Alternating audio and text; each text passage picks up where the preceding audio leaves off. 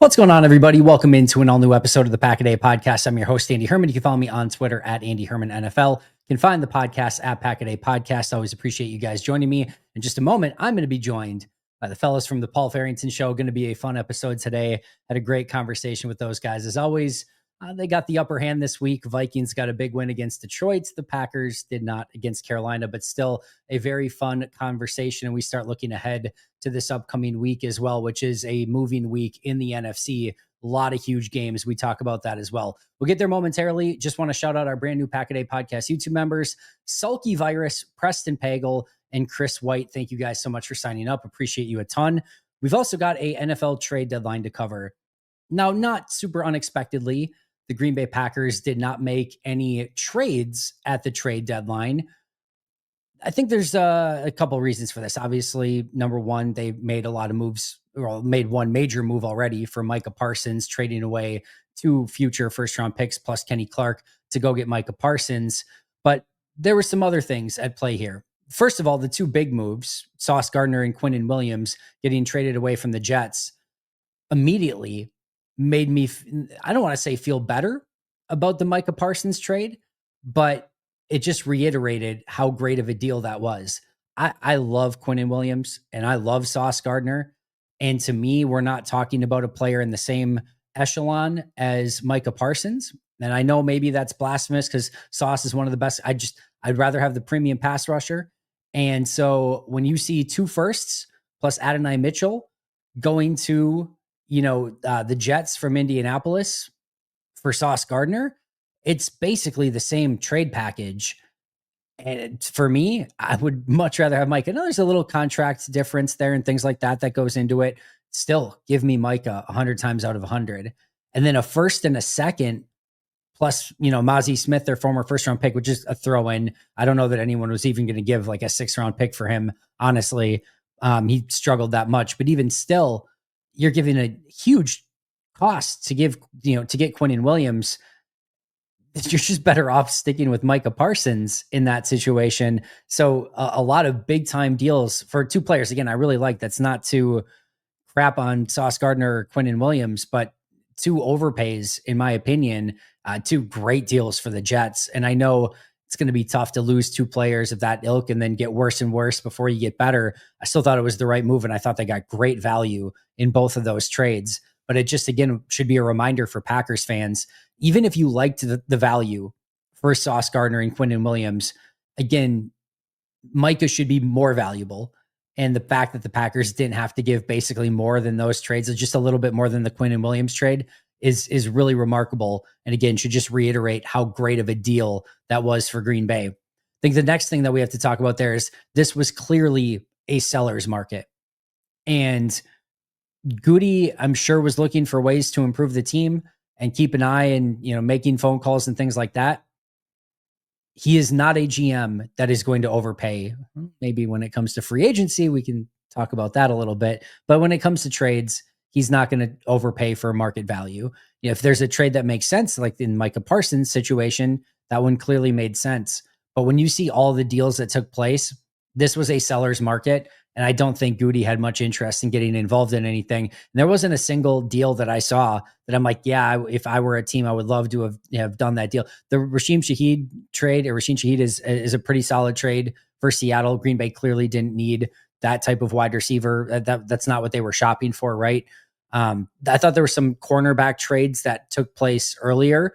Brownlee from the Jets a couple weeks back, I thought was worthwhile. There've been a couple like that, a couple weeks prior to the deadline that maybe could have made some sense, especially at corner, but nothing that actually took place at the deadline. So I can understand why it does leave them a little bit thin at corner. It does leave them a little bit thin at that tight end position.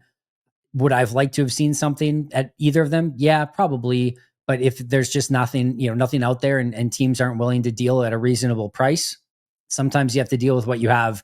Green Bay still has a pretty loaded deck. I know even sans Tucker Kraft, but they're going to have to figure out ways to improve some of those issues that they have right now, including corner, offensive line, maybe some defensive tackle depth, things like that, the tight end that we talked about, with just the players that they have already on the roster, except maybe for corner.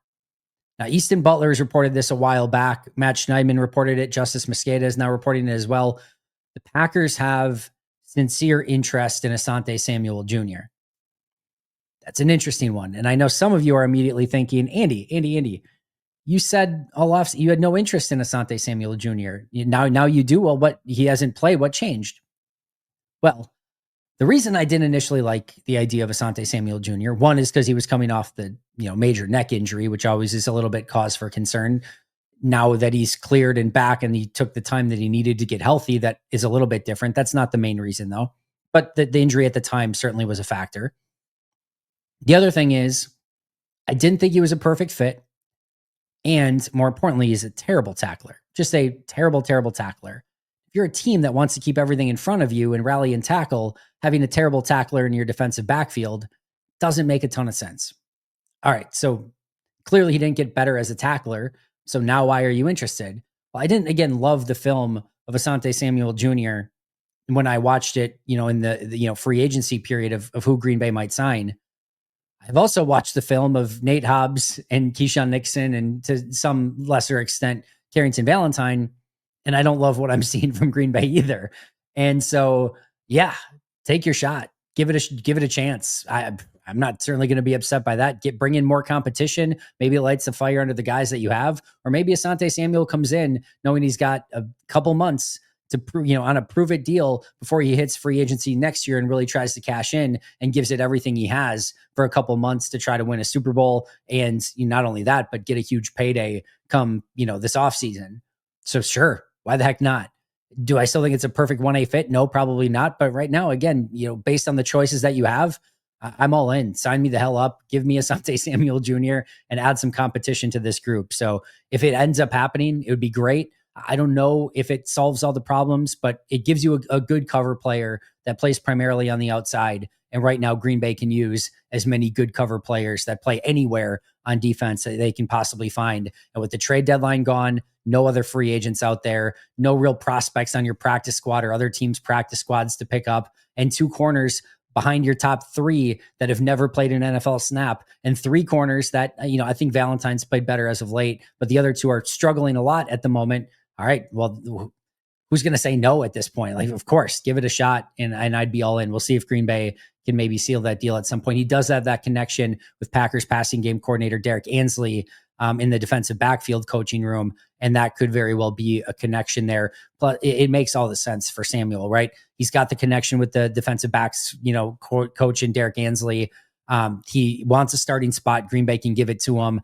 And, he probably wants a chance to compete as well if you're going to come back at this point of the year. So Green Bay kind of gives him everything he's probably looking for. I'm sure money probably pays a little bit of a factor in there as well. But we'll see if, Green Bay is willing to up the offer to get a really good corner in the door. But that's probably Green Bay's last chance to add any sort of significant piece to this roster now that the free agency period is over, unless we get some veteran releases like a Whitney Merciless back in the day or things like that. Jared Valdir, I think, was kind of like that.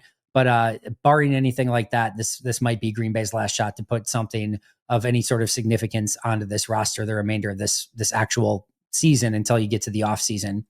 Green Bay did not sit on their hands all day, though, during the trade deadline. They did make multiple transactions, including putting Tucker Kraft on IR, ending his season, which we knew about already.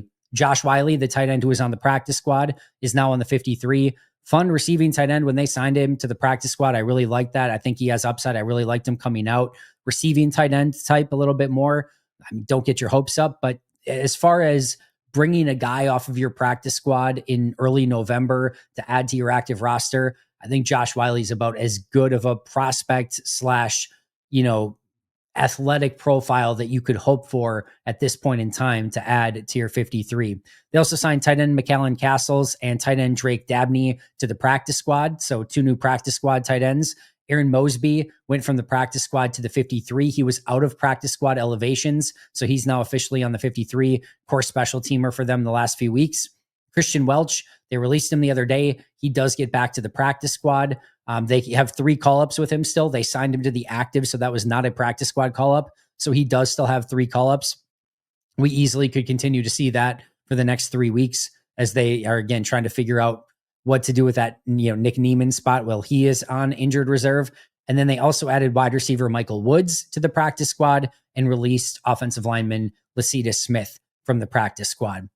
Those were the big moves of the day. No big transactions for Green Bay from a trade standpoint, but they did make 8 different roster moves on the course of the day. So we do have a little bit of an updated roster there. All right, before we get to our main conversation with Paul and Ziggy, just want to shout out Alchemy Wealth Management. Get over there. Retirewithryan.net. Set up that free consultation available for Pack a Day podcast listeners and viewers only. This is the only thing he's offering it for. It's specific to Pack a Day podcast. We appreciate Ryan a ton for doing it. He's awesome to work with. He's going to help you with your retirement. I cannot recommend it enough. So check it out over at retirewithryan.net and Alchemy Wealth Management. Again, a free consultation. Also, we've got the Luigi's Frozen Pizza, Big Daddy, double sausage, double pepperoni. This is for bigger appetites, bigger cravings. It's a pub-style pizza with thick, crunchy crust and heavy, and I mean heavy toppings. A 12-inch pizza loaded with toppings, the same great Luigi's flavors, but for those with a larger appetite. Wisconsin mozzarella, double sausage, double pepperoni, both perfectly seasoned, both delicious. Robust tomato sauce, which is my favorite tomato sauce, garlic and spices. That is your Big Daddy double sausage, double pepperoni pizza. One of my favorites. It'll be one of your favorites too. Find it in your freezer section at your local grocer. And of course, you can find all of their locations over at luigispizza.com. Now it's time to talk to Paul and Ziggy. Let's get after it. Welcome into Behind Enemy Lines, a collaboration between the Paul Farrington Show and the Pack a Day podcast. Paul Farrington joined by Robert Ziggy Ziegler up at Harvard University and Andy Herman out in Green Bay, right, Andy? You're in Green Bay, Wisconsin? Even just north, but yeah, we'll count it. Just north, yeah. I mean, I guess, you know, we're going to be very respectful to Andy today. A lot of people were looking forward to this show with the give and take that we have. But, we've been there. We've been there, Andy, where you're at this week. Going to say, a little surprised at the way that we got to the standings of this week, but it's still Packers, Lions, Bears, and Vikings, as Ziggy said when I was talking to him before the show. We had the standings we all expected, but maybe got there in a different path this weekend. Sorry about the loss to the Panthers. I just want to open up with that. You said you wouldn't be here, but we're happy you're here. For sure. A couple things. I definitely get to eat crow today, especially after the comment of what's going to happen. Are the Packers going to lose more games? Or the Vikings going to win more games the remainder of the season? Well, so far it's even. It's even through 1 week. We're tied still, so it's still an interesting question, but for a lot different reasons than what I expected it to be. Secondly, you guys, a debt of gratitude. Without you guys, this division looks a lot different. That week 1 win against the Bears and that week against the Lions this past week, very important in the NFC North. Now, you guys have a right to be in the conversation too, right there with the rest of the NFC North, basically. I know it's in 4th place, but that's very, very tight. But from a Packers point of view, strictly speaking, if right now you don't win those 2 games, yes, you guys are at 2-6, and it would suck for you guys, or then basically out of it. But the Bears are at 6-2, the Lions are at 6-2, and the Packers are in 3rd place at 5-2-1. So congratulations to you guys. I did not see that coming. We talked about the ultimate, hope and lottery ticket that is JJ taking that one step forward and seeing what's next. And there was obviously a little bit more of that this past week, which I'm sure you guys will talk about. But yeah, it definitely helped Green Bay and more so than I expected it to need to after a pretty brutal loss to the Panthers. Well, that's what we're here for, Andy. We're here to make the Packers' lives a little bit easier, aren't we? All I'm saying is there's only one team that's 2-0 in the NFC North. And like we all expected, it's the Minnesota Vikings. I'm just looking right now, guys, the standings around the leagues, division by division. So the Vikings are in last right now, 4-4. Every other division, Giants 2-7, Saints 1-8. The Cardinals are 3-5 with their win last night. You go to the AFC, Jets 1-7, Browns 2-6, Titans 1-8, Raiders 2-6. It's amazing how competitive, as we kind of expected coming into the year. But the North it's just been an unbelievable division. And even though it is competitive the way we expected, I do think it's been a weird path. Kind of like we said off the top of the show, the Vikings have had some really low lows this year. The Packers have had probably the highest highs in the league. And now here we are again with this Panthers loss. And we're going to get to that second we'll start with the Vikings and the Vikings. Yeah, I think there's the only word is kind of shocking, right? A shocking 27-24 win over the Lions. Andy Ziggy and I watched it at a Vikings bar actually up in Boston. Our buddy, who's also a Vikings fan, does like some game day operations for a bar, and it was just awesome. Like, I mean, for any game to be there, cheering on a win over Detroit, where we haven't won there since 2021. Kevin O'Connell had never gone into Detroit and won. And JJ McCarthy didn't have a perfect day by any means. Maybe you can even say didn't have a great day. But for someone coming back from injury with the way he looked weeks 1 and 2, I have to say I'm really encouraged. Like, I'm very content with Vikings football this week after writing the season off a couple days ago. Just really quick, because I want to hear Ziggy's take on it. This is what sucks, because normally what I would say in that situation, a Vikings bar, is that it was perfect because you guys were the only two there. And I can't even say anything this week because you guys have the win and the Packers have the loss. So Ziggy, continue. Oh, no. Well, Paul and I were joking before this game. Maybe we should show up in funeral attire because that's what I thought was going to happen to the Minnesota Vikings this week. And I'm eating a little bit of crow too, which is weird because my team won. But I said last week on the show, no matter how the Vikings looked, I would say the season is over. And look, I'm still not convinced the season is on.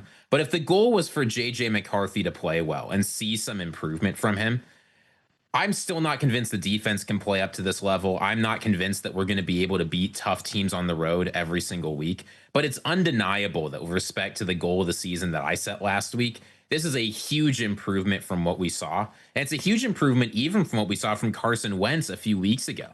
It hasn't been a lot of JJ McCarthy playing well enough to win football games. He did it for 1 quarter against the Bears and did not do it at all against the Falcons. At least for this week, JJ McCarthy played well enough for us to win. And even if I'm not sold on the season, and I'm glad the Vikings didn't make any big moves at the deadline, I've got to be happy with that, right, Paul? Yeah, I think we have to be pretty thrilled. And I won't go so far. I know I'm usually a little bit more intense with my reactions than you are, Ziggy. I'm not coming on here today and being like, JJ McCarthy's the savior, the Super Bowl is back on, or if it ever was. I think it's actually kind of malpractice for media people to come out and off one game say someone is the franchise quarterback or not this early into a career. But yeah, it was definitely the best game JJ McCarthy's played. And I think you saw, I forgot I actually picked the Vikings in our game picks. Was that a like complete belief in the Vikings? Not really, but I guess I'll take the win there. But you did see the impact of those guys returning from injury. And that's something that not a lot of people outside of Vikings fans have been talking about. With Darisaw and O'Neal were awesome. You know, Aiden Hutchinson did not have a big impact on the game. And he's someone who could just absolutely, I mean, what he would have done to our backups, I don't even want to think about what would have happened to JJ. Van Ginkel comes back and he didn't have a huge day on the stat sheet, but just watching that game clearly made an impact. Aaron Jones was really good in his return, and all those pieces coming back, I mean, showed how good this Vikings team is top to bottom. And you really just need JJ to kind of keep it all together, and he was able to do that, making up big plays. So I really do think that with the Ravens game coming up, once again, I'm circling that game and going, all right, if they win this, now if they beat Detroit and Baltimore back to back, my mindset will change. But where we are today, like, I feel pretty good as far as, yes, the goal of let's just be competitive throughout the rest of the year with JJ. And I think the cool thing with JJ too, from your perspective, obviously, and just NFL perspective as well, he's 22 years old, and it's so difficult to come into this league. I know it's year 2. I know there's high expectations being a top 10 draft pick, but to be anywhere near a complete quarterback at age 22 in the NFL is so insanely hard. And so the mindset almost has to become, are there those signs there? And then can you just, take incremental steps in every game kind of moving forward? If JJ McCarthy has that game that he has on Sunday, I mean, you get the win, right? But if it's like year 6 in the league, you're like, ooh, not sure that that's going to ultimately be the answer. In his 3rd start ever, where you're going in a very hostile environment on the road, playing in Detroit, and having those moments like that, and a couple have to have it moments, that just, again, changes the viewpoint for now to say, all right, I can see some of the vision. I can see what it can become. A lot of areas that still need cleaning up, understandably, because again, 22 years old in his 3rd start. But man, I think you still have to have some level of, at least, again, vision of what it can become, just even based on that game alone. Yeah, I think it's so crazy. It really is crazy when you kind of reflect on it. Just, how polar the reactions are off of a good or a bad game. When you said it, Andy, he's 22 years old. I put out a reel, and it was me saying how clear of a mistake it was this year for the Vikings to not extend Darnold or to not go with Daniel Jones, and that JJ was a big mistake. And I didn't mean it in the sense of long term. I meant for this season alone, and I still stand by that. But it's just, I told Ziggy before I posted it, I don't want to put this out there. If JJ plays well, like the whole narrative changes. We decide to put it out there, JJ wins the game, and a couple people are like, really? How you feeling about that now, Paul? But you just can't freak out after a couple games. And if we get blown out by the Ravens next week and JJ throws 2 interceptions and looks horrible, everybody's going to come back out and say, this is the Atlanta JJ McCarthy. Here we go again. And it's just kind of like, all right, let's just take a breath and let's look at the season as a collective, maybe late December, early January here when we're winding down. But I will say, the highs are a lot more fun than the lows. It's way more fun to be like the season Super Bowl's on than wow, we have a bust pick here. But I actually thought he played pretty well. I know, Ziggy, you said you didn't think he had a great game, but all things considered, I was impressed with JJ, and he really does have a pretty unbelievable mental side of it. Like, I know people talk about the moxie and they talk about him meditating before games, but he's a tough guy to rattle. And I love watching him come into the locker room after the game, and he just looks like a man possessed. The whole team clearly loves him. He's easily got the leadership attributes down. And I'm really excited for the next couple weeks and hoping to see him continue to improve here. Yeah, well, I certainly remember the last time we went into Detroit and lost 31-9 behind 160 passing yards and what felt like 20 sacks from Sam Darnold. You can see from this game why the Vikings believe in JJ McCarthy. Going into Detroit, which plenty of people now say, as weird as it is the single hardest place to play in the NFL, and coming out with 2 touchdowns. I think the consistency was lacking. Some of his throws were behind receivers. There were certainly questionable calls. But to open that game that way and put the Minnesota Vikings in a position where we can look back and say to the defense, if you guys can hold the Lions just enough, right? We don't have to only hold them to 1 touchdown, which is what we would have needed to win the last time we were in Detroit. JJ McCarthy can get a touchdown in the third quarter. He can take care of a field goal when we need it. Like, just being able to play in that sort of environment, Andy, like you said, the job's not finished. There's a lot of development we need from JJ McCarthy, and I too wouldn't be happy if this is what we saw in year 6. But I was looking for any sign to believe that JJ McCarthy could be it for Minnesota Vikings. And I've got the sign now, right? This was a good game, and it was better than the Chicago game where it was just 1 quarter of good play. This was some consistency. I actually didn't even think the story was JJ, though. Andy, I don't know how much of the game you were tuned into because the Packer game was on at the same time, and I did rewatch a little bit of it. Yep. I have to imagine you're looking at the score, going like, "What the hell is going on over there?" We extended to a 10-point lead at one point. I thought the defense was actually the story of the game for Minnesota. What a rebound from the Chargers just a week before. Yeah, no, I thought so too. Just to go back to JJ for a moment. Yeah. JJ's got the mentality, and I don't say this as like it's a derogatory way in any way, shape, or form. If he was like 1 for 17 with 7 interceptions and took 10 sacks, but somehow the Vikings defense kept it to a 6-point game, and JJ McCarthy's taking the field for the final drive, as the opposing team are like, he's going to go down and score a touchdown and win the game. it could be like, and because he's still just got like that eye of the tiger and just like, I'm going to find a way to win this damn game. And he probably will. Like, it's just that's the type of mentality, for better or worse, that he has. I don't know if it's like it's a crazy confidence. And like, one of the stats I'm sure you guys know of going into that game is like, he doesn't lose in Michigan. And you're like, okay, that's fine. And then like, this is a little bit different. And then he goes in, it's just like, all right, yeah, I guess he just doesn't lose in Michigan. It's really remarkable of just like, I don't know that all the pieces are quite there. It doesn't totally align the right way, but there's just something about him at the same time that you're just like, I don't have any desire to kind of go against them for whatever reason. So it's an interesting dynamic. And yes, I thought the defense bounced back in a pretty significant way. Listen, that Lions offense is not a fun day at the park, no matter what you have going on, no matter what injuries you have or they have. and to slow them down as much as Minnesota did, get some key stops at the end. And then again, going back to McCarthy getting a huge completion at the end to kind of seal that thing away. It was a moment that this season felt, and I certainly talked about last week, felt like it was on the brink of just House of Cards collapsing. And to have an extremely, like, one of the worst opponents that you could have to go up against in their house in that moment where things are just on the brink of like one more loss and this thing might collapse, and to go in there and get the win, I thought it was masterful, really, by, Kevin O'Connell. But the defense and offense and JJ McCarthy stepping up to get that win, it kept the season alive. And I guess I did not see that coming. Who would have thought that, looking at the rushing, the Vikings go for 142 on the ground and the Lions have 65 yards. Jahmyr Gibbs, 25 yards on 9 carries. Like that to me was, the pressure on Goff was consistently there all game. They sacked him 5 times, had 11 QB hits. It was, just like Kevin O'Connell, Brian Flores was also great in this game. And I thought that was actually a big win too for us, Ziggy, because in recent games against Detroit, it's felt like Campbell and their coaching staff have just been better than we have, that we haven't been prepared.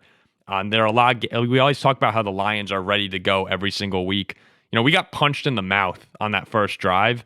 I thought it was a great response from the whole team across the board to not let that completely deflate you. They convert a 4th down touchdown to Laporta where he drags 3 Vikings into the end zone. It's like, okay, here we go again. I was so impressed with it. It really was a season-saving win, and just has you feeling great for next week against Baltimore. But that's sort of what we do. We do things like this. We'll win this game, make you believe. Just can't let it go easily. Well, this to me felt like the Frank Ragnow game for Detroit, where you're just desperate for a center who can head up there and call out all the crazy stuff Brian Flores is doing. It's hard for me not to think this absence played a part, especially if Dan Campbell announcing today that they're not bringing Frank Ragnow back. Like, I don't even know where that story is coming from. But this is the first time we've been able to actually get after Jared Goff and hit him to limit that running game.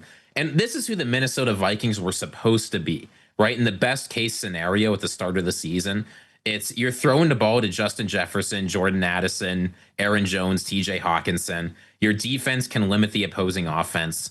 And we can make up for a mistake or two. You just have to make enough plays with our elite players that anything can happen. And with not everything there for Detroit, and I know they got even more injuries on the offensive line in the secondary during the game, it's nice to be able to take advantage of something like that for once, rather than it being our offensive line that's totally banged up that every other team just rushes their guys at. It's also got to make you feel a little better, Andy, too. Detroit feels vulnerable in a way that they haven't in a couple of years, right? Like I've always said the Lions kind of felt inevitable playing the Vikings, that they were just going to find a way to win if they weren't kicking our ass already. This is the first time to me now where I'm like, okay, they got to pull it together. They've lost a handful here of their last, 3 of their last 4? Is that the case? Or at least 2 of their last 3?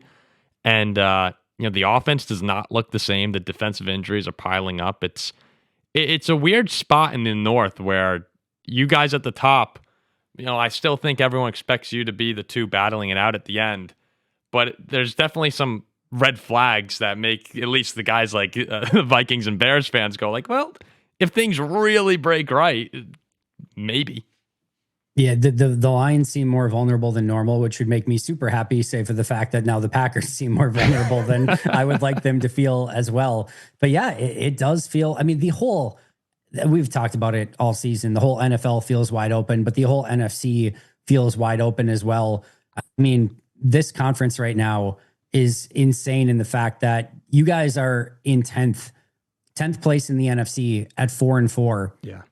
And the first place team is at 6-2. Like, the difference between 10th and first is 2 games at the moment, which I get 2 games is not, it's still a decent amount in a 8-game stretch or whatever, but it's really not that much in the scheme of things, and everything is stacked up. And you go one more week, like kind of some of the stuff that happened last week. We've got some big time games this week too, that I'm sure we're going to discuss, that are going to change some of the standings, including obviously Philly and Green Bay on Monday Night Football. The Buccaneers, I think, have the Patriots. I know is it 49ers Rams this week as well? I think maybe 49ers. Yeah. So like, there's going to, again, be some big time movement in the NFC standings this week. And the teams that come out on top are going to position themselves, and the teams that don't are going to take that step back. You guys obviously have a big game with Baltimore as well. It doesn't look like it maybe from a record standpoint, but that it's not a playoff elimination game, but it almost feels a little bit like kind of an elimination game, or at least the odds just get stacked completely out of your favor. You know, if the Vikings go to 4-5, it certainly pushes them back quite a bit. And then if the Ravens fall to 3-6, that really puts them behind the 8 ball. So there's some really fun games this week, but yeah, the whole NFC just feels so stacked together right now. Was that an Andy Herman lead pipe lock Vikings 1 seed? I heard. Is that where you're going with this? Not quite. It's weird too, because I don't even know. After this kind of game, I just don't know what to believe. Right? We get basically demolished by the Chargers in one of the biggest straight up ass whoopings you'll see, and then we come back and win in Detroit, and it's like, oh, all right, what is this team? And I guess you feel the same way. We can start talking about the Packers here. What's going on with them, Andy? That was the question that I was talking with Ziggy. I don't know if there's definitely not just one answer, but this is just one of the most perplexing teams that I can remember. Like, I feel like I'm in the twilight zone of us coming on here and being like, yeah, that would be crazy if they lost to the Browns. Oh, that would be crazy if they lost to the Panthers. And it's just, what's going on? Yeah, there's a good, bad, ugly side of this. Yeah. The good news, we'll start with the good, and then we'll face the more obvious facts and the bad and the ugly. We'll start with the good news. And I was thinking about this today. They've played 8 games. To me, maybe I'm in no man's land with this, but I do legitimately think this is the case. In the game where they took the field, they were the better team in all 8 games. I don't know if that's even better or worse, but in all 8 games that they played, they were the better team. They beat Detroit, Washington pretty easily. They were clearly better than Cleveland and shot themselves in the foot a billion times, especially at the end of that game. Very much felt like they were the better team than Dallas. Dallas might have outplayed them for a decent stretch of that game. I still felt very clearly that Green Bay was the better team. They were better than Cincy, better than Arizona, better than Pittsburgh. And to me, even though I thought Carolina played phenomenal in this game, I thought Carolina outplayed them in this game, I thought Green Bay was the better team. I still did. So there's yet to be a game where I go out there and be like, they're not in the same league as the other team, or they shouldn't have won. I thought they were the better. And honestly, they're about maybe 3 to 4 plays away from being 8-0 on the season. And we're probably looking at this team in a totally different light. That's maybe some of the good news. The bad news is obviously that they didn't win despite being the best team in all 8 games. They lost to the Browns, which looks really ugly the more that this goes on. They lost to the Panthers, which the Panthers I think are a little bit better than I expected, and I think a lot of people expected, but still not a great loss. If it's in Carolina, maybe it's one thing, but especially with it being in Green Bay, that's not great. And then the tie against Dallas looks really poor as well. And then beyond that, just feels like even in the games against Cincinnati, Arizona, it just feels like things are a little bit off. It's not clicking the way that you would want. And the defense, to an extent, is fine, but not maybe as explosive, dynamic playmaking as you would expect. This past week, they had 3 negative plays. A sack fumble, which actually resulted in a positive play because the fumble got advanced forward. So really only 2. 1 tackle for loss by Micah and an interception by Xavier McKinney. That was it. No other pass breakups, no other tackles for loss, no other anything, no other negative plays on the day. And they're just not generating those explosives. And on offense, it just feels like they can't find their identity, and they certainly can't run the ball, and the offensive line isn't as good. And then the ugly side is, of course, on top of that, losing Tucker Kraft for the season, who looked like one of the best tight ends in football, one of the best playmakers in football, and really one of the guys that, with teams playing a bunch of too high, safeties against them, that you can get him the ball and he can run after the catch and do a lot of things on his own without having to scheme much up for him. Just get him the ball and he can go. And now you completely lose that as well. So it's just disjointed. It's not consistent. They're not playing complementary football. There's reasons to still be optimistic, but it's been much more of a struggle than I think a lot of people expected. Ziggy, didn't you have your the question you were excited to ask Andy? I'm not sure I'm excited to ask this, but since we're here, not you're excited. bringing up Tucker Kraft. What's the bigger loss for the Green Bay Packers? The loss to the Panthers or Tucker Kraft? A billion times over Tucker Kraft. It's not even remotely close. Like, I think for the most part, this gets interesting now because this Philly game looks really like, if all of a sudden they lose to Philly, like things start getting really dicey. murky really fast. Of like, you better start winning some games. Like playoffs is not all of a sudden guaranteed. The NFC North is very tight. Like you're gonna have to work for this thing. So this becomes a very interesting game. But to me, this is still a team that, again, even beyond this, I think has some Super Bowl equity. And when you lose one of your top players, that equity just takes a huge hit because it takes everything to kind of go right for you to reach the promised land and win the game. And when you lose one of your best players and that you know that they're not going to be there for the playoffs, that's just a stab in the heart. So no, I would have rather have lost this game by 1,000 than to lose Tucker Kraft. It's a heartbreaker. You know, I'm just looking over. I went back and rewatched the game this morning and jotted down like key moments and stuff like that. And it just feels like over and over again when we're talking about the negative side of Green Bay on this show, we're just saying like, yeah, you said it too, right? 3 or 4 plays away from maybe being undefeated. But in this game, Savion Williams fumbles on the opening drive. And who knows, if you score there, maybe it opens the Different floodgates. game. Yeah, I believe it would have been. You drive down to the red zone again and you have 2 false starts and a big sack, right? Both of Carolina's drives are extended by touchdown drives are extended by penalties on third downs where it looks like you would have gotten a stop. It's just kind of these, you miss another kick. These things keep piling up for Green Bay.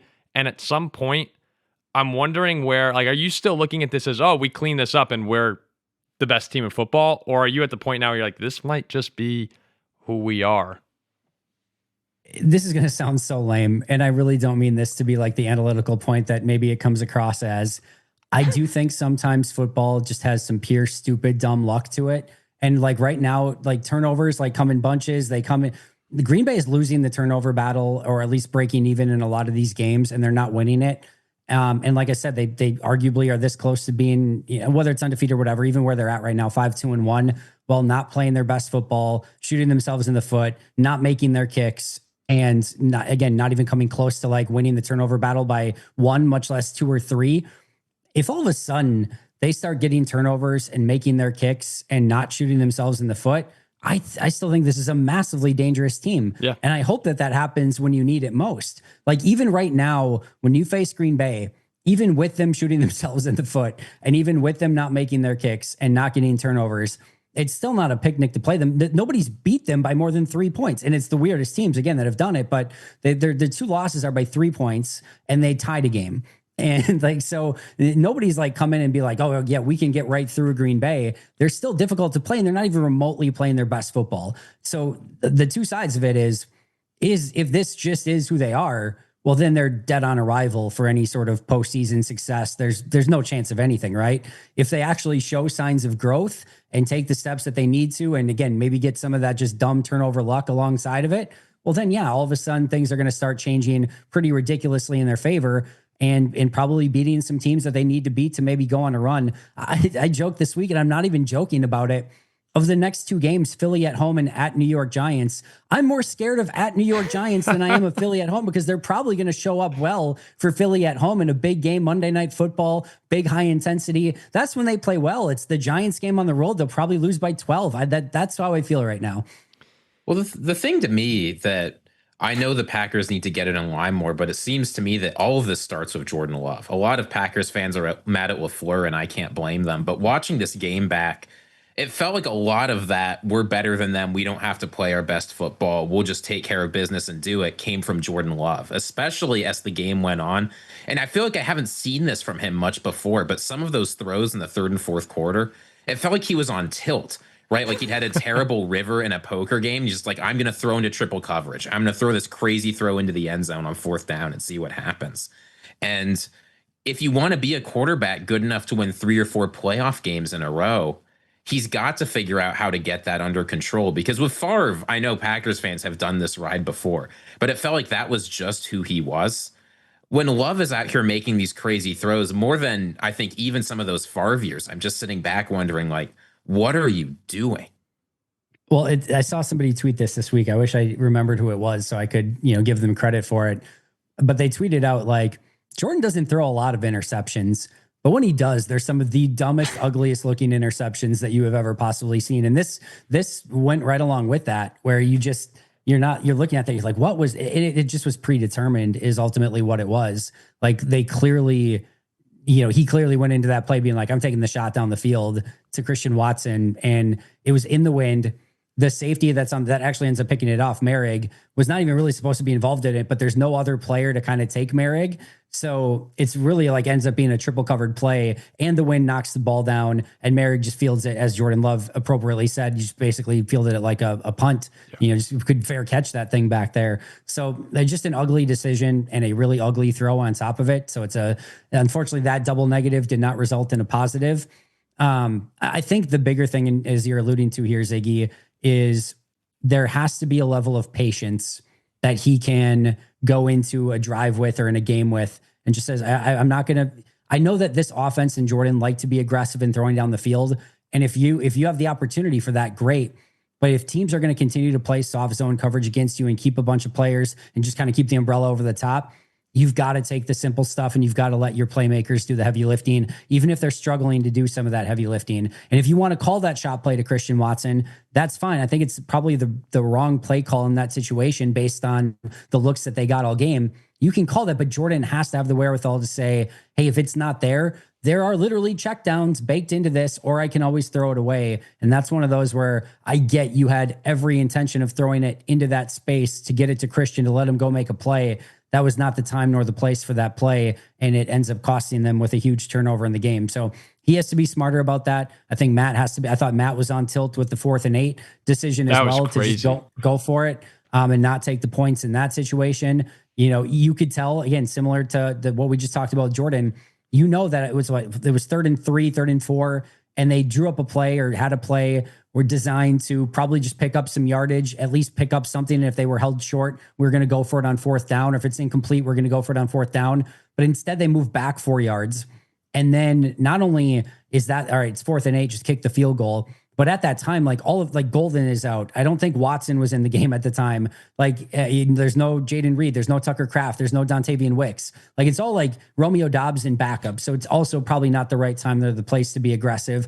And then to make matters even worse is the play clock's running down and your timeouts are very valuable and limited at that point in time. Just take the 5-yard delay a game, kick the field goal, take the 3 points, and try to get the ball back and go down and score, hopefully a game-winning touchdown. And instead, they burn the timeout, still decide to go for it. Just a catastrophic error in obviously the lack of 3 points there. Now, maybe McManus misses it anyway. We'll never know, but just a catastrophic error in that situation.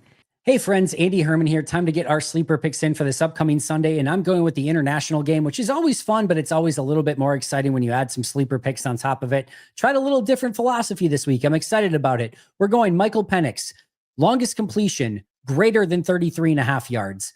Darnell Mooney, longest reception, greater than 17.5 yards. And Tyler Warren, longest reception, fewer than 19.5 yards. I'm excited about this one. Get your picks in over at Sleeper. And the best part is that you can get a 100% match up to $100 by utilizing code PACKADAY. Again, a 100% match up to $100 by utilizing that code PACKADAY. Terms and conditions apply. See Sleeper for details. Available in over 25 states nationwide. So what are you waiting for? Get your Sleeper picks in today.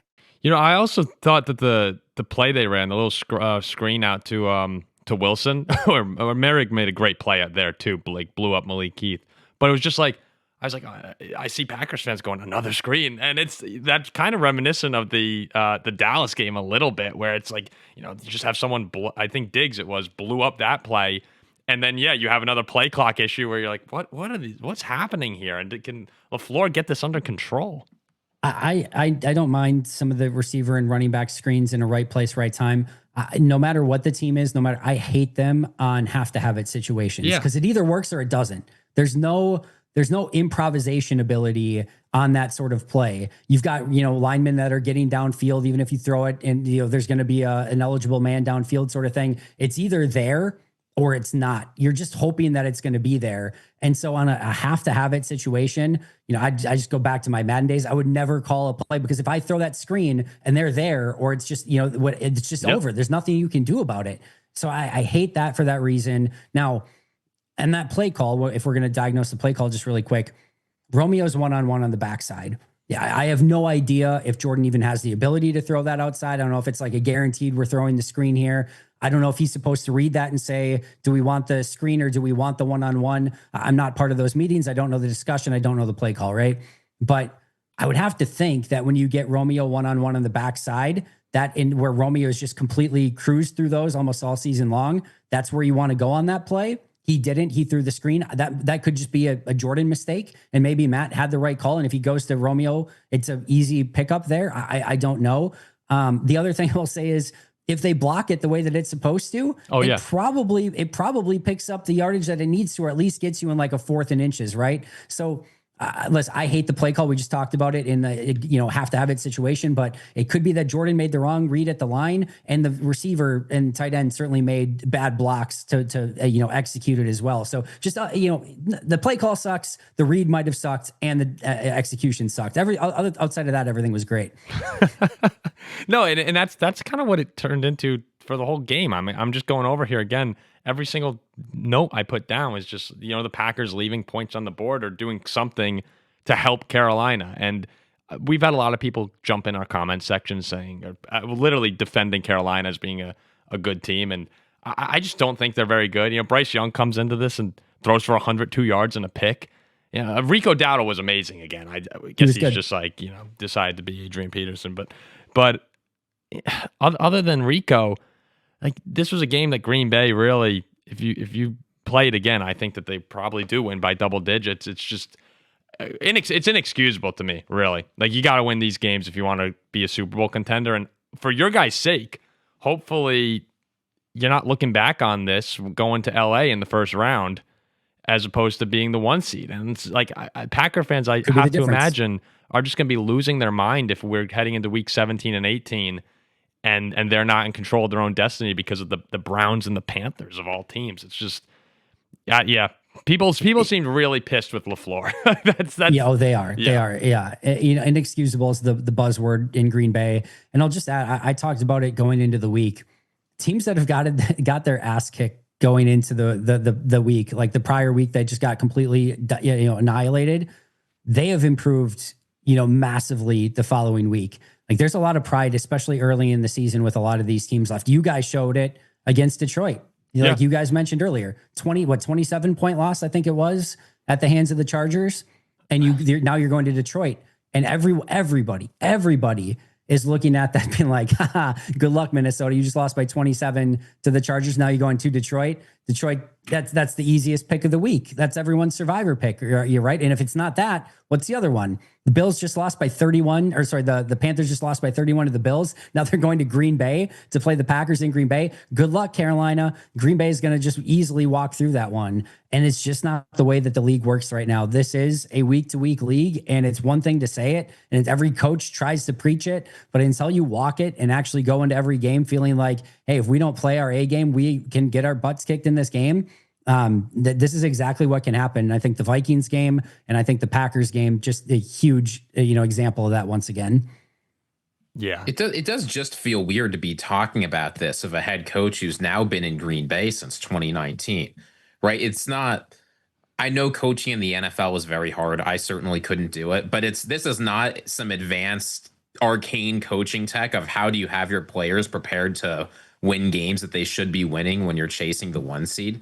At this point, as an outsider, I'm wondering if things are ever going to get better because it feels like there's not a lot of teams in the NFL for whom this is a problem week in, week out, but it is for Green Bay 6 years in.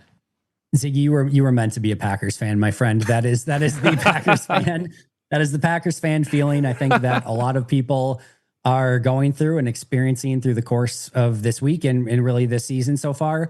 And I think the thing that everyone, myself included, and I think most Packers fans is like, can you just go for the kill? Do you have a killer mentality? It just doesn't feel like this team has that killer mentality to be like, we're showing up, we're better than you, and we're going to show it for 4 quarters. It's like everything is just a grind, and it does not feel like this is the team that everything should have to feel like a grind, and it just is. And it's not the most aesthetically pleasing brand of football, and especially when you're hoping for better and expecting better.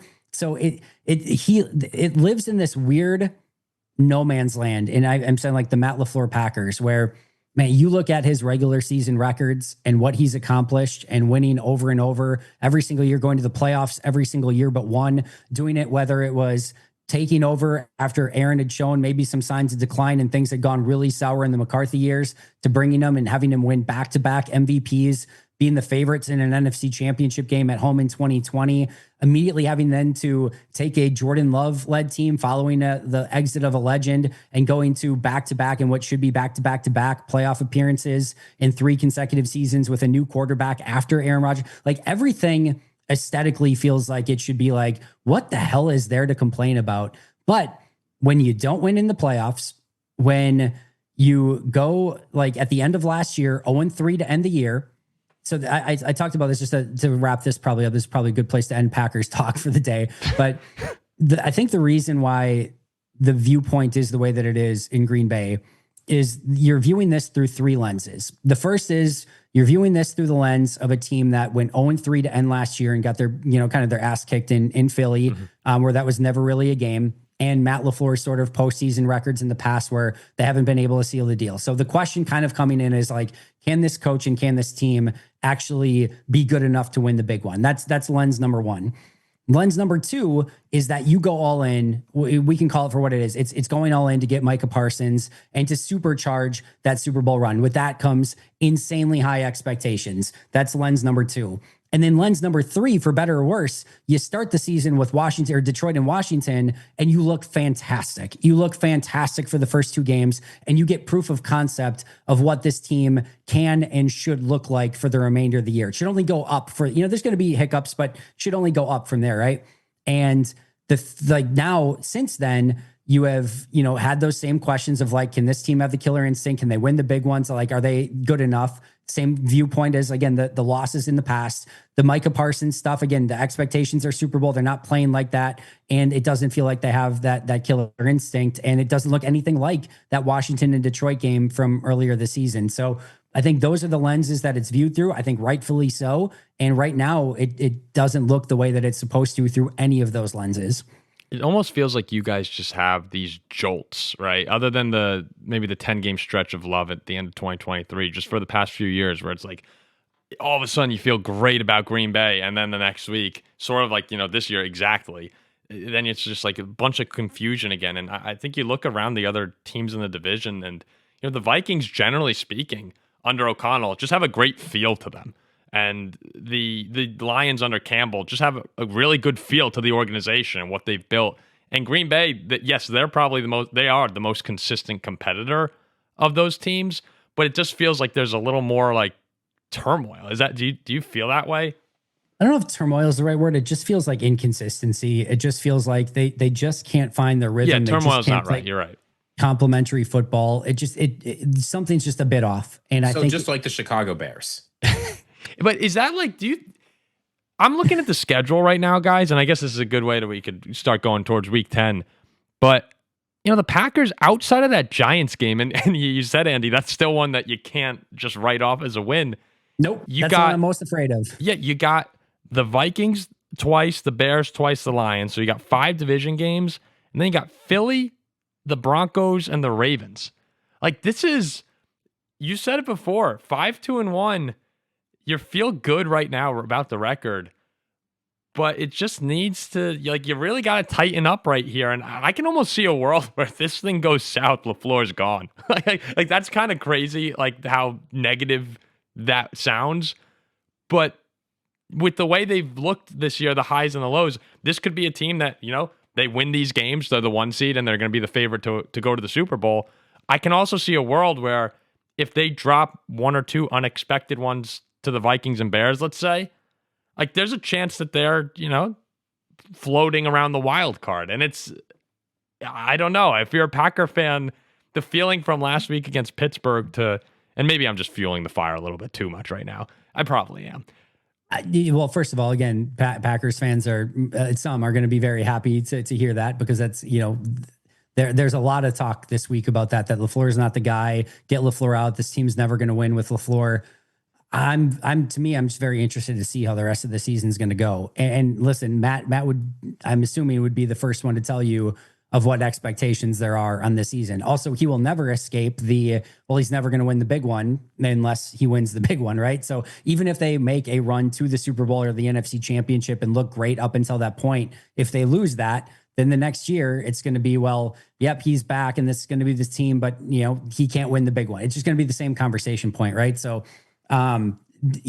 with the expectations being what they are, if this team doesn't make the playoffs or has an immediate first round exit similar to what we saw or wasn't competitive with Philly a year ago, there's going to be a lot of conversation, whether it's right or wrong. My guess is unless he loses the locker room, he's going to be back next year almost no matter what would be if I just had to put my guess on it right now. I mean, Mike McDaniel's still a head coach right now.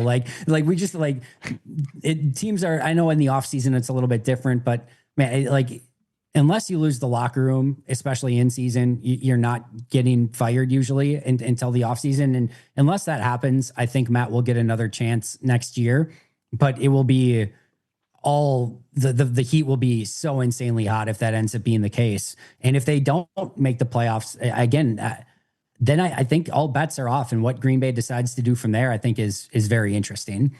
So real quick before we do the Week 10 game picks, at this point in time in Vegas, the Packers are still favored at plus 110 to win the division. The Lions are plus 125. Chicago now at plus 850 all the way down there. And then 850 plus 850 for Chicago. Wow. Is that? Let me just make sure I'm saying. Yeah, 850. Yeah, no, that's right. And then if you really dig deep, you find the Vikings at plus 1500 to win the division. As it stands right now to you guys, what's the best bet there? Yeah, I'll start Chicago, no question. Just for the plus 850, for what I can win in that situation. And with Green Bay and, Detroit just looking a little bit shaky at the moment, I want to be very clear. I'm not picking Chicago to win the division. I think they're, wherever you want to place them, probably third or fourth in the division. I think he's probably right. But that for the plus 850 on it, I think that's the bet that I would make if I had to make a bet on it. I'm not in on Chicago at all. I think the injuries on the defense are just too much for them. The Odiingbo injury is bad, and Joe Tryon, as much as I love him as a player, is probably not going to transform it. I still like the Packers there. I think they're still being undervalued. Undervalued? The team if you can get the team with the most talent in the division at plus odds, I'm taking that all day. And unfortunately, I hate to say it, the Packers, I still believe, are the most talented team in this division. Will that win out over the coaching? I usually think yes, time will tell, but the Packers have too much talent for me to not take them at plus odds. I think I still lean Packers as well. I can't wait for that Thanksgiving. The winner of the Thanksgiving game might wind up just winning the division because I think the Packers and Lions schedules are kind of similar. But Andy, got to beat us first. You do have my attention with the Bears. And I was trying to sell Ziggy on this before. I'm not picking the Bears to win the division. Right. No, I'm not picking them. Yeah, no we're not doing that. Up. But they got 8-1. 8-1 is I'm just. It would be an intriguing enough. Guys, play. Joe Flacco just threw for 500 yards. But wait, Ziggy, hear this out.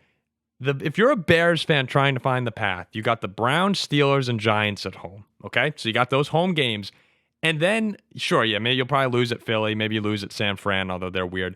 The rest is all division games. It's in front of you where if you take care of business in the games you're supposed to win, the Bears will have an opportunity to win the division. Now, they'll probably lose. They don't beat the Packers in those really big games. They usually flop.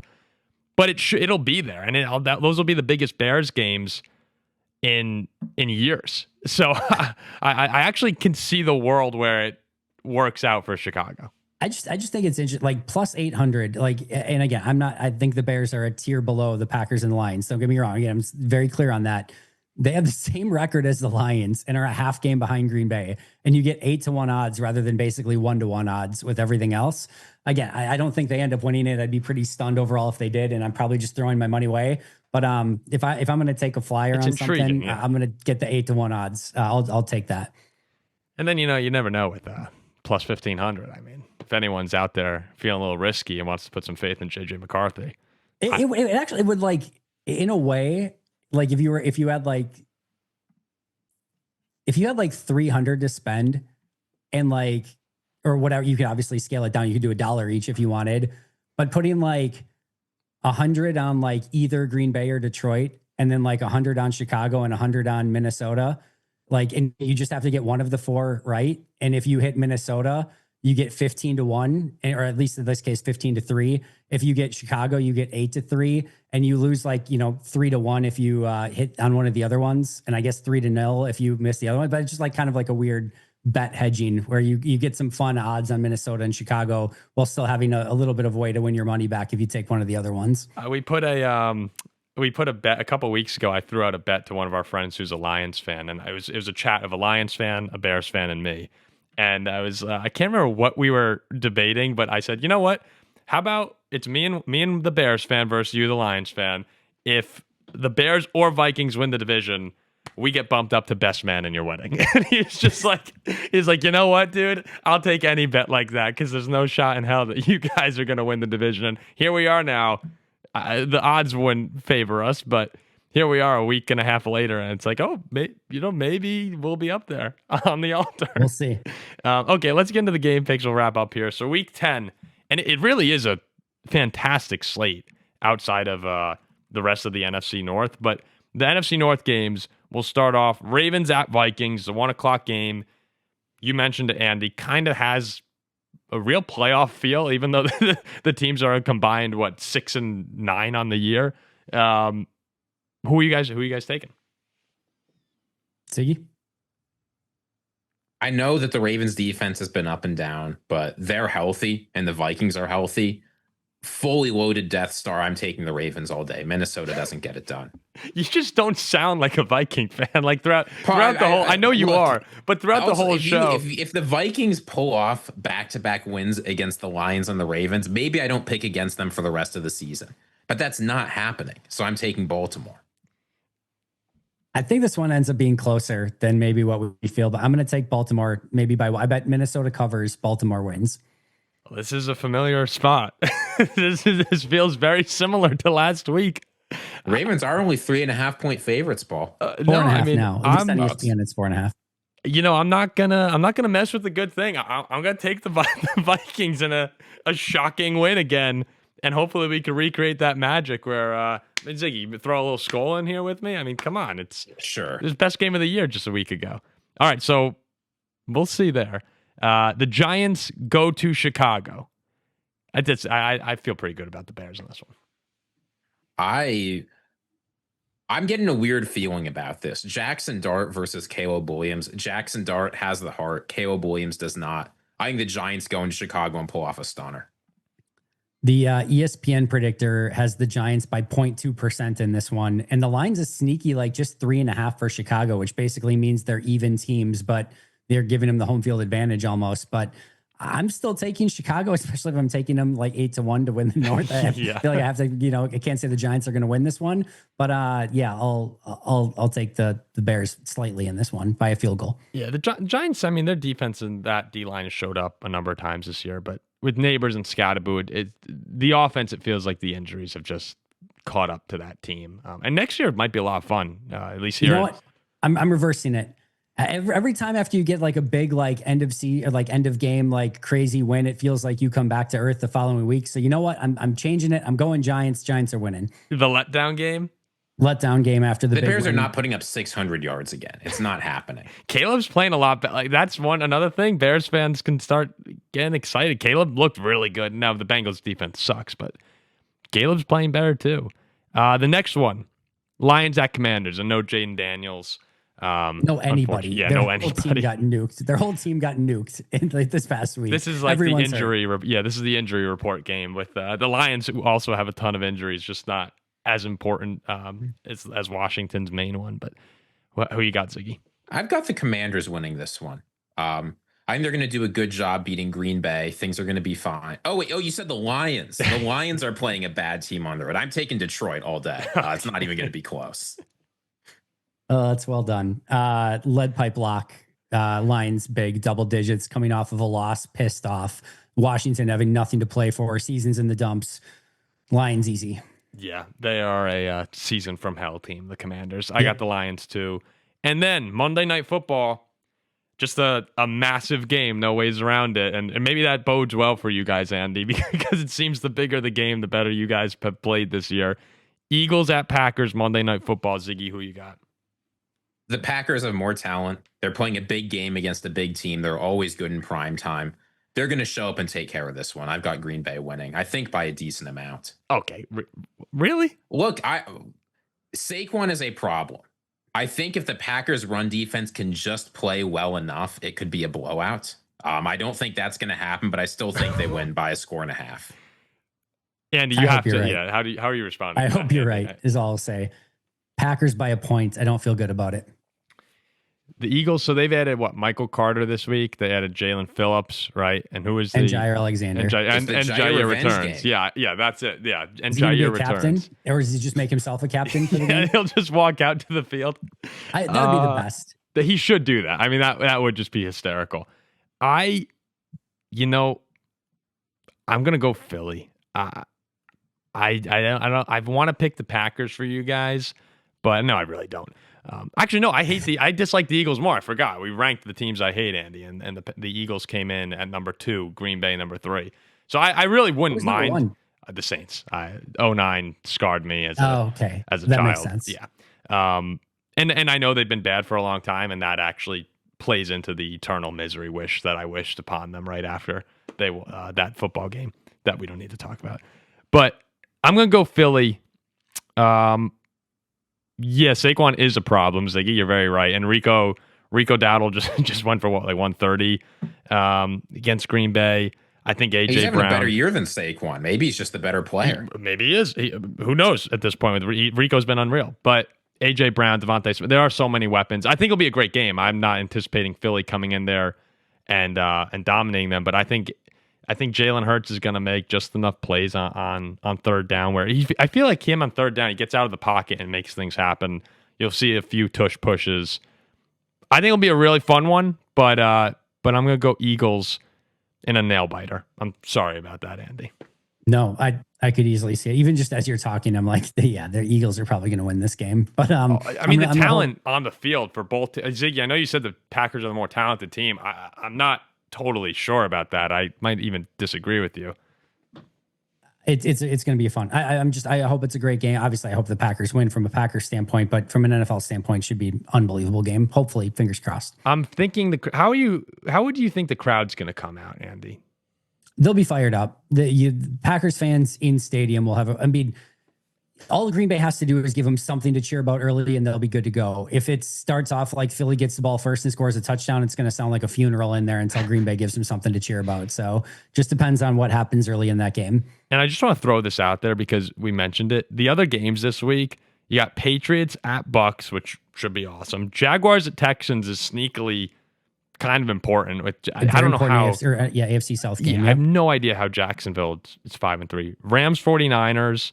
Which we mentioned, which could have massive division implications later down the line. And Steelers Chargers, which both those teams, we'll see if Baltimore catches Pittsburgh, could be really big for wild card standings too. So it's an awesome slate this Sunday. After it feels like a couple weeks of some lame games, we're finally back to an awesome week of football. So right. Even Browns Jets has number 1 pick. You're right. Implications overall. So not only the best teams, but the worst teams battling it out as well. So that's awesome. Yeah. So it should be exciting. And the game of the week to cap it off is Monday Night Football. So that'll be fun. Any closing thoughts? Anything you guys want to get off your chest? I mean, Andy, it felt like a good therapy session for you, which Ziggy and I are good at those. We're good at helping people through these times. It is. And Ziggy's got, a lot of respect for the Packers, and he's uplifting me, telling me how talented they are. So I needed a little bit of that today. So thank you, Ziggy. I appreciate it. If there's one thing Vikings fans specialize in, it's delusion. I've got you covered. All right, we'll wrap it up. I mean, Ziggy, this is a great week to end with our... Wait. I have an idea. I think I figured this out because Packers fans don't want to see this goal, right? And Vikings fans don't want to hear me end with "Go Pack Go." So, do you trust me with an outro today? I think I know what you're going to go with. All right. For Paul Farrington, actually this way. For Paul Farrington, for Robert Ziggy Ziegler, my name's Andy Herman. Thanks for joining us today. We'll be back in a week. But until next time, and as always, the Bears still suck.